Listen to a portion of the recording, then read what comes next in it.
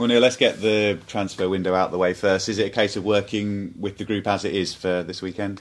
Last thing I've done was just check my phone, which gives you a bit of an indication that we might be a bit closer before coming in. We are trying to add.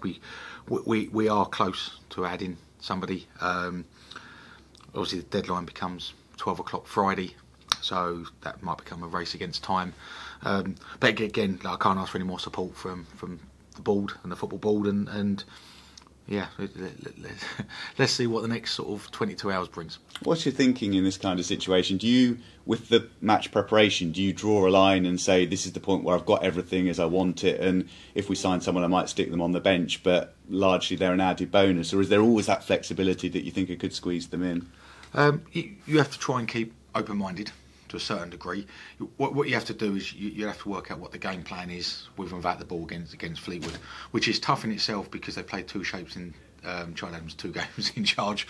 So when you start putting the thought process of, are we going to have another player or two in the building, then there's a lot of grey areas into it. So I just focus purely on what I can control, and that's the players in the building at the moment. If we add to that overnight, then fantastic. It comes into the reckoning for the starting 11. If we don't, then it becomes players that are fit and available. So it's been more really focus on us and where we're at the moment, and then think secondary about Fleetwood and also somebody that might be in the building. Yeah, and I suppose it's always nice to potentially have a bit of a surprise in the mix with the fitness and the injuries. Any good news on that front? Elias Kachunga's been back on the grass, hoping that we have some involvement this weekend. Would be fantastic for us. It's a lot healthier position. George Thomas has been back on the grass, but might be too soon this weekend. We'll have to see. That would be a real late call, to be honest. And then the good news is that Harrison Dunk, Lewis Simper and even young Kai Yarn have a lot closer and be back in training next week, which again might not all of them might not be ready to be involved next Saturday at Exeter, but just having more senior players back onto the training pitch is it's good for the mood of the group, it's good for training numbers, enables us to be a lot more functional in our training sessions. All in all then, yeah, definitely heading in the right direction. And I presume in this day and age, with all of the data and analytics available, when you're having to make these calls, say it's Kachunga coming back and you have to balance wanting to get him in the side with looking after him, having all of that data available, does it make life a lot easier? It does. So we look at injury specific. Is it muscular? Is it ligament? Ligament you can be a lot more, I'd say, less cautious with. Muscular you have to be a little bit more cautious because of re-injury. Look at players' injury record over a period of time. You take those sort of factors into the equation. Pitch conditions, obviously, pace of the game, what sort of game it's going to be, and then you look at the balance of the team. Who have we got available from the start? Who have we got available to finish the game, and then try and pick a team off that. And I've got to be honest, it's not easy at the moment. Trying to make those balances, but that's we are where we are, as I keep saying. No excuses. So what we do is we really look forward to Saturday. Really looking forward to be back at the Abbey. Obviously, last time there was very competitive for 45 minutes of Orient, and then we had a poor sort of 20-minute window. Probably only real disappointment while I've been in charge, that 20-minute window. So we'll certainly look to address that. Yeah, no, I know it's a very different sort of challenge to Blackburn last weekend, but did you see enough in that game against a championship side, plenty to get your teeth into ahead of this one? Yeah, I think 1,600 travelling fans saw that. I certainly did. The players certainly felt it. Look, while I've been here, we had a disappointing last moment against Oxford where we conceded the last kick of the game, albeit an offside goal, but it was disappointing. We had a disappointing half or quarter against Orient. Other than that, it's been fantastic, and I have to praise the players for that. I always want more, obviously, but for the majority, it's been really good. The kicker man wise down was probably the injuries to attacking players, which has been the frustration. But hopefully that's clearing up, and the transfer window's well into progress. So very, very positive about the weekend. And when you look at Fleetwood, quite a good illustration really of the nature of the challenge in the bottom half of League One, in that you look through their squad and the quality they've got there, and yet at the moment they're at the bottom of the table. Yeah, and that's it, obviously on their third manager of the season. That shows the challenge that Charlie's probably got in front of him, because two guys have been there before and it's not quite worked, and you look at the squad on paper and it is talented, and we have to make sure that talent doesn't come to fruition against us, and that we're competitive and that we're the best version of us, and that we focus purely on us and making sure we get back to winning ways. But ultimately it is a tough division, League One this year, as it was last year, to be honest, and it shows the challenge in every game when you've got such good players that have struggled. And you talk about focusing on yourselves. You touched upon it already with Charlie having changed the shape of the side and newly minted really as a manager. He is a bit of an unknown quantity in that he's only a couple of games into his career. Yeah, and obviously been in that situation at a new football club here, and obviously starting a managerial career. We don't know what we're going to face, and sometimes that's an exciting challenge and proposition as well, and it enables you to focus more on yourself.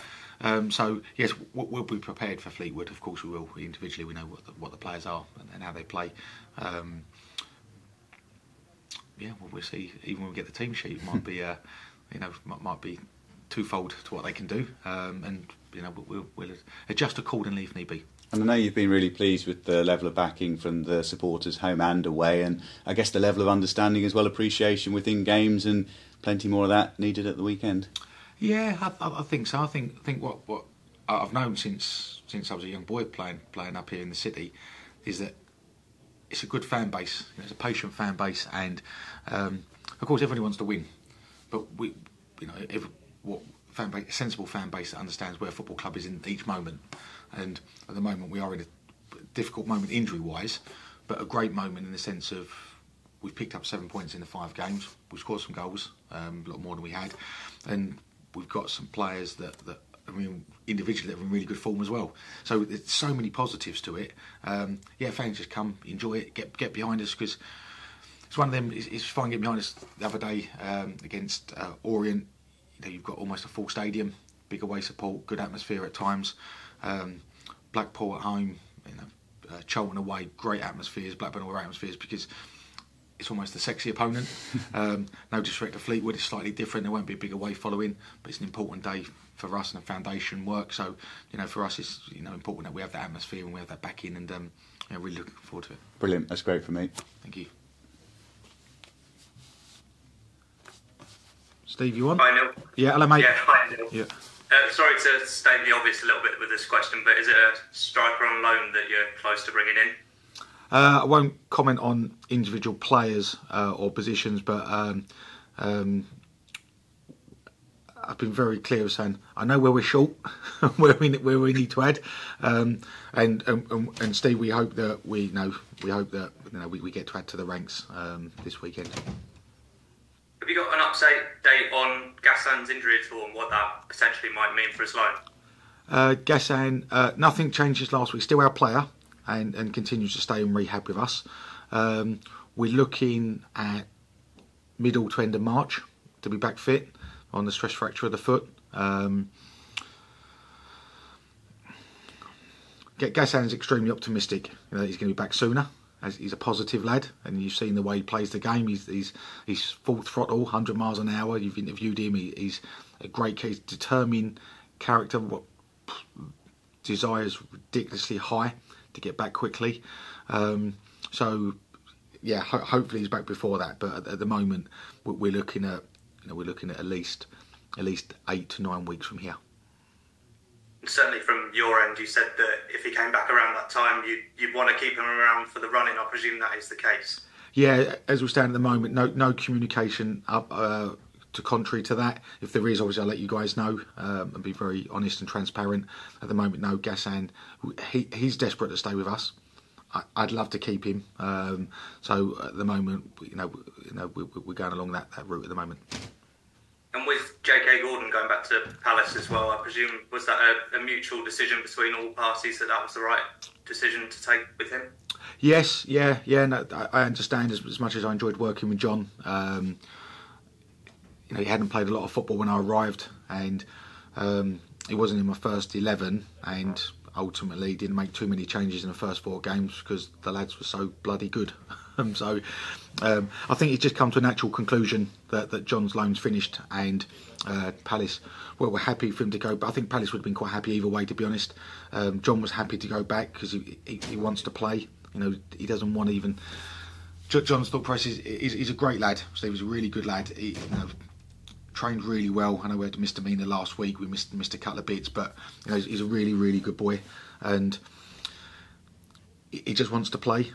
I think it's just a low move where he's away from home, away from the family, wasn't playing regularly. I think he'd like to go somewhere where not guaranteed to play every week, but pretty much knows he's going in. He's going to play on a Saturday afternoon. So, I thank him for the work he done for me. On behalf of the football club, we thank him and wish him every bit of luck and success in the future.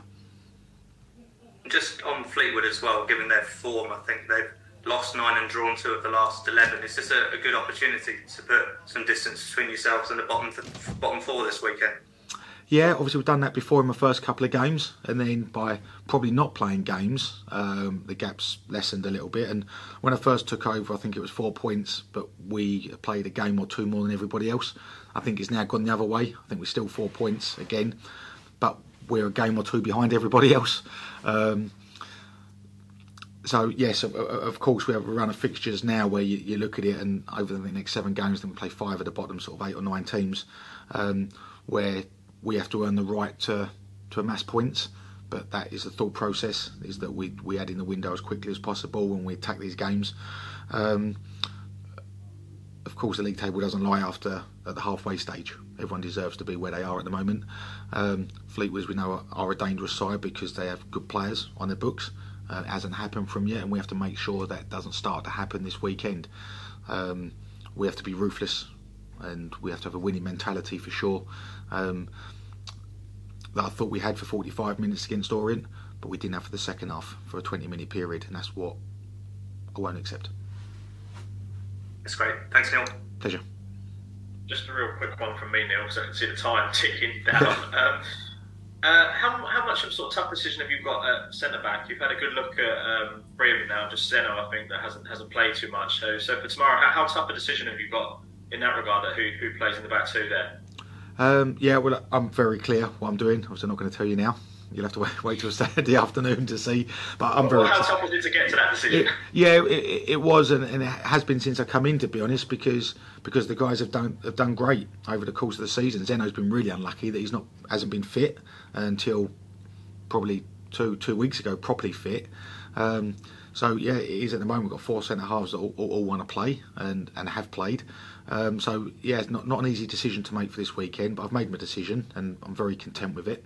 And there'll obviously be happiness in some players, and the ones that get left out won't be delighted, but they'll understand, and it's their job to be back in the team.